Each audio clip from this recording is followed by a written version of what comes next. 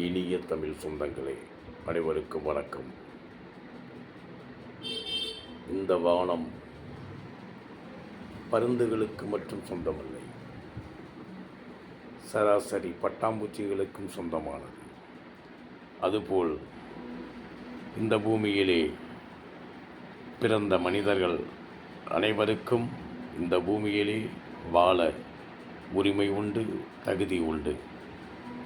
இதிலே பருந்து போல் பல மனிதர்கள் பலரை ஆட்டி படைக்கின்றார்கள். பட்டாம்பூச்சி போல் சில மனிதர்கள் எளிமையாக வாழ்கின்றார்கள். இதன் மத்தியிலே சிறகுகள் உள்ள அனைத்து உயிரினங்களும் பறப்பது போல இந்த மனித சமுதாயத்திலே பிறந்த அனைவர்களுக்கும் வாழ தகுதி உண்டு.